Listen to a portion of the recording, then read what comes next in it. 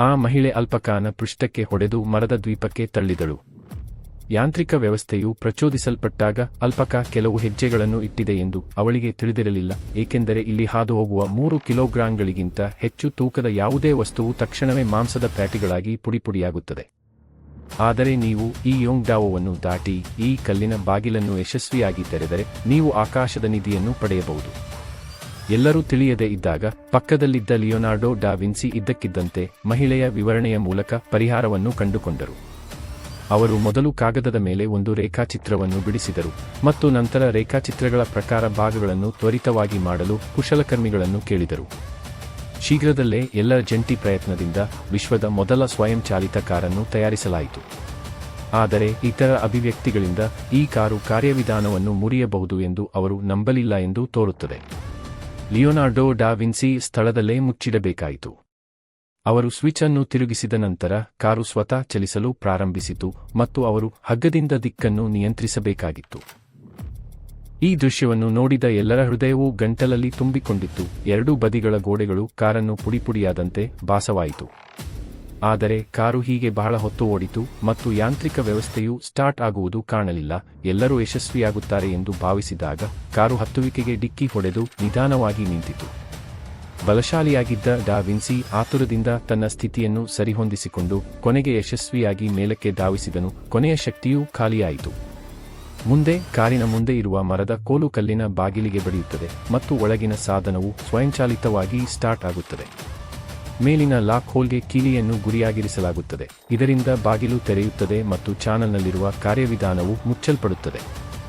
ಆದರೆ ಇತರರು ಡಾ ವಿನ್ಸಿಯ ಊಹೆ ತಪ್ಪಾಗಿದೆ ಎಂದು ಹೆದರಿ ಮುಂದೆ ಹೋಗಲು ಧೈರ್ಯ ಮಾಡಲಿಲ್ಲ. ಆದ್ದರಿಂದ ಅವನಿಗೆ ಸ್ವತಃ ಪ್ರಯೋಗ ಮಾಡುವುದನ್ನು ಬಿಟ್ಟು ಬೇರೆ ದಾರಿ ಇರಲಿಲ್ಲ.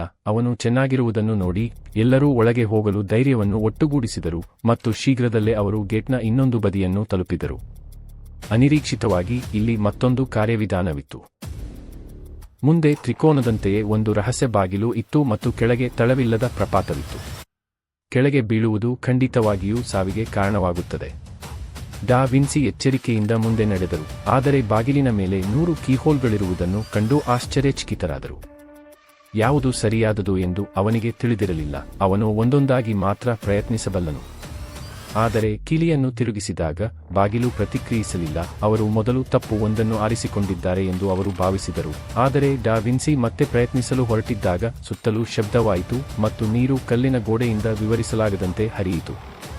ನಂತರ ಕಲ್ಲಿನ ಸೇತುವೆ ಇದ್ದಕ್ಕಿದ್ದಂತೆ ಚಲಿಸಿತು. ಇದು ನೇರವಾಗಿ ಪಾಲುದಾರನೊಬ್ಬ ಆಕಸ್ಮಿಕವಾಗಿ ಕೆಳಗಿನ ಬಂಡೆಗೆ ಬೀಳಲು ಕಾರಣವಾಯಿತು. ಇದನ್ನು ನೋಡಿದ ಇತರರು ಒಂದರ ನಂತರ ಒಂದರಂತೆ ಹಿಮ್ಮೆಟ್ಟಲು ಪ್ರಾರಂಭಿಸಿದರು. ಒಂದೇ ಟಿಕೆಟ್ ಅನ್ನು ಯಾಂತ್ರಿಕ ವ್ಯವಸ್ಥೆಯು ನುಂಗುತ್ತದೆ ಎಂದು ಹೆದರಿ ಮಹಿಳೆ ನೇರವಾಗಿ ಕೀಲಿಯನ್ನು ತೆಗೆದುಕೊಂಡಳು. ಡಾ ವಿನ್ಸಿ ಆತುರದಿಂದ ಆದರೆ ಅವನು ಕೀಲಿಯನ್ನು ಸೇರಿಸಿದಾಗ ಕಲ್ಲಿನ ಸೇತುವೆ ವೇಗವಾಗಿ ಮತ್ತು ವೇಗವಾಗಿ ಚಲಿಸಿತು. ಸ್ಪಷ್ಟವಾಗಿ ಸೂರ್ಯನನ್ನು ಅವರನ್ನು ದಾರಿ ತಪ್ಪಿಸಲು ಬಳಸಲಾಯಿತು. ನಂತರ ಅವರು ಕೀಹೋಲ್ಗಳ ಸಂಖ್ಯೆ ಅವಿಭಾಜ್ಯ ಸಂಖ್ಯೆ ಎಂದು ಕಂಡುಕೊಂಡರು. ಆದರೆ ಒಟ್ಟು ಸಂಖ್ಯೆ 101 ಅಲ್ಲ, 100 ಆಗಿತ್ತು. ಅಂದರೆ ಎಲ್ಲೋ ಇನ್ನೊಂದು ಕೀಹೋಲ್ ಅಡಗಿರಬೇಕು. ಆದ್ದರಿಂದ ಅವರ ಸಹಚರ ಸಹಾಯದಿಂದ ಅವರು ಅನ್ವೇಷಿಸಲು ಕೆಳಕ್ಕೆ ಆತುರಪಟ್ಟರು ಮತ್ತು ಅನಿರೀಕ್ಷಿತವಾಗಿ ಸೇತುವೆಯ ಕೆಳಗೆ ಕೀಹೋಲ್ ಅನ್ನು ಕಂಡುಕೊಂಡರು. ನಂತರ ಅವರು ಆತುರದಿಂದ ಕೀಲಿಯನ್ನು ಸೇರಿಸಿ ಕೀಹೋಲ್ ಅನ್ನು ತಿರುಗಿಸಿದರು ಮತ್ತು ಕಲ್ಲಿನ ಸೇತುವೆ ನಿಂತು ಹೋಯಿತು. ವಿಪತ್ತಿನಿಂದ ಬದುಕುಳಿದ ಜನರು ಅಂತಿಮವಾಗಿ ನೆಮ್ಮದಿಯ ನಿಟ್ಟುಸಿರು ಬಿಟ್ಟರು ಮತ್ತು ಅವರು 3ನೇ ಹಂತವನ್ನು ಪ್ರವೇಶಿಸಿದಾಗ ತೆರೆಯಲು 2 ಕೀಲಿಗಳು ಅಗತ್ಯವಿರುವ ಕಲ್ಲಿನ ಬಾಗಿಲನ್ನು ನೋಡಿದರು. ಇದು ಸರಳವೆಂದು ತೋರುತ್ತಿದ್ದರೂ ಲಿಯೋನಾರ್ಡೋ ಡಾ ವಿನ್ಸಿ ದುಡುಕಿನ ವರ್ತನೆಗೆ ಧೈರ್ಯ ಮಾಡಲಿಲ್ಲ. ಆದರೆ ಅವರ ಸಹಚರರು ಹಾಗೆ ಯೋಚಿಸಲಿಲ್ಲ. ಅವರು ಕೀಲಿಯನ್ನು ಹಿಡಿದು ಅಪಾಯವನ್ನು ತೆಗೆದುಕೊಳ್ಳಲು ಬಯಸಿದ್ದರು. ಈ ವ್ಯಕ್ತಿ ಪ್ರಸಿದ್ಧ ಶಿಕ್ಷಕ ಮತ್ತು ವಿವಿಧ ಬಲೆಗಳ ಬಗ್ಗೆ ಸ್ವಲ್ಪ ತಿಳಿದಿದ್ದರು ಎಂದು ತಿಳಿದುಬಂದಿದೆ. ಲಿಯೋನಾರ್ಡೋ ತಕ್ಷಣವೇ ಈ ಸಣ್ಣ ಚೆಂಡುಗಳು ಸಮಸ್ಯೆಯನ್ನು ಭೇದಿಸುವ ಕೀಲಿಕೈ ಎಂದು ಅರಿತುಕೊಂಡರು. ಆದ್ದರಿಂದ ಇಬ್ಬರೂ ಆತುರದಿಂದ ಅವುಗಳನ್ನು ಸಾರ್ಕೋಫಾಗಸ್ನ ಚಡಿಗಳಿಗೆ ಎಳೆದುಕೊಂಡರು. ಆದರೆ ಅವರಿಗೆ ನಿಯಮಗಳನ್ನು ಕಂಡುಹಿಡಿಯಲು ಸಾಧ್ಯವಾಗಲಿಲ್ಲ. ಇಬ್ಬರೂ ದೀರ್ಘಕಾಲ ಶ್ರಮಿಸಿದರು, ಆದರೆ ಸಾರ್ಕೋಫಾಗಸ್ ಸ್ವಲ್ಪವೂ ಚಲಿಸಲಿಲ್ಲ. ನಿರ್ಣಾಯಕ ಕ್ಷಣದಲ್ಲಿ ಲಿಯೋನಾರ್ಡೋನ 250 ಐಕ್ಯೂ ಮತ್ತೆ ಎತ್ತರದ ನೆಲವನ್ನು ಆಕ್ರಮಿಸಿತು. ಅವನಿಗೆ ಇದ್ದಕ್ಕಿದ್ದಂತೆ ವಿಶ್ವಪ್ರಸಿದ್ಧ ಚಿತ್ರಕಲೆ ಮೊನಾಲಿಸಾ ನೆನಪಾಯಿತು. ಅದರ ಹಿಂದಿನ ಕಲ್ಲಿನ ಸೇತುವೆಯ ಮೇಲೆ 7 ಮತ್ತು 2 ಸಂಖ್ಯೆಗಳು ಅಡಗಿದ್ದವು. ಆದ್ದರಿಂದ ಅವನಿಗೆ ಒಂದು ಕಲ್ಪನೆ ಬಂದು ಕಾಂತೀಯ ಚೆಂಡುಗಳನ್ನು 7 ಮತ್ತು 2 ಕ್ರಮದಲ್ಲಿ ಇರಿಸಿದನು. ಪರಿಣಾಮವಾಗಿ ಮುಂದಿನ ಸೆಕೆಂಡಿನಲ್ಲಿ ಸಾರ್ಕೋಫಾಗಸ್ ನಿಜವಾಗಿಯೂ ತೆರೆದುಕೊಂಡಿತು ಮತ್ತು ಒಳಗೆ ಮಾತನಾಡಬಲ್ಲ ಕಂಚಿನ ವ್ಯಕ್ತಿ ಇದ್ದನು.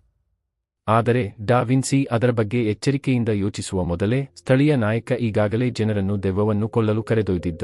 ನೀವು ಅದನ್ನು ಸಹಿಸಲಾರದ ಕಾರಣ ನನ್ನನ್ನು ದೂಷಿಸಬೇಡಿ. ಎಲ್ಲರೂ ತಕ್ಷಣ ಸಿದ್ಧಪಡಿಸಿದ ಕವರ್ ತೆಗೆದುಕೊಂಡು ಪ್ರಪಾತಕ್ಕೆ ಹಾರಿದರು.